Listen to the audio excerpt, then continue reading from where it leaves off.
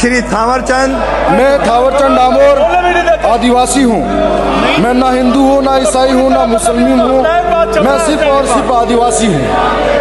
मेरे पूर्वज अनादिकाल से इस भारत भूमि की मिट्टी में उपजे हैं।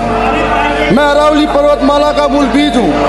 मैं बाहर से आया हुआ स्टेपिश डीएनए नहीं हूँ कि जब वोट चाहिए तो हिंदू, जब वोट चाहिए तब आदिवासी हिंदू, जब मंदिरों के अंदर से दलित तो आदिवासी को बाहर निकाला जाता है नीची जाति का समझकर, तब कोई नहीं। जब झालावाड़ के अंदर घटना होती है तो 10 लाख का मुआवजा, तब आदिवासी हिंदू नहीं। जब शंकर मेघवाल की हत्या होती है, जब जो दलितों के साथ अन्याय अत्याचार होता है, तब हिंदू नहीं। जब भील आदिवासी और गौंड आदिवासी दोनों ही इन वर्ण व्यवस्था में नहीं आते हैं, वर्ण व्यवस्थाओं से बाहर है। इतिहास गवाह है कि भील आदिवासी राजपूतों से पहले धरती पर शासन करते थे। जब हमारे पूर्वज राजा थे, हम किसी भी वर्ण व्यवस्था में शामिल नहीं थे। मैं सदैव उसके माध्यम से सरकार और पूरे प्रदेश को अवगत कराना चाहता हूं कि आदिवासियों का अपना स्वतंत्र धर्म कोड और संस्कृति है, जो किसी वर्ण व्यवस्था में नहीं बंधी हुई है।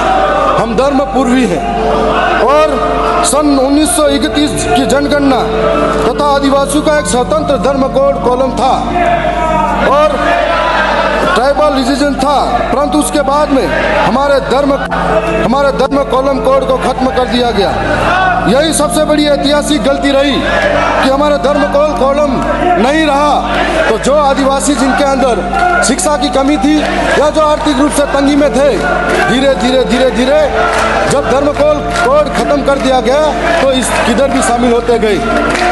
सच यह है कि जो आदिवासी ईसाई बने हैं वे हिंदू धर्म से धर्मांतरित नहीं हुए हैं, बल्कि ये ट्राइबल रिलीजन से ईसाई बने हैं। इसलिए यदि उनकी घर वापसी होती है तो वो हिंदू धर्म में नहीं बल्कि ट्राइबल रिलीजन्स में होनी चाहिए। वर्ष 1971 में सुप्रीम कोर्ट का एक जजमेंट आया था।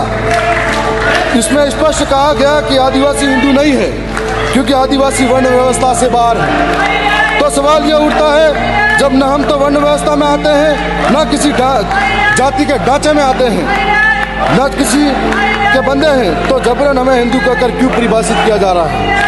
आज भी राजस्थान की 8वीं क्लास की किताब है जिसमें सामाजिक विज्ञान की किताब में साफ साफ लिखा गया है कि आदिवासियों के उनके धार्मिक विश्वास अन्य धर्मों से भिन्न हैं।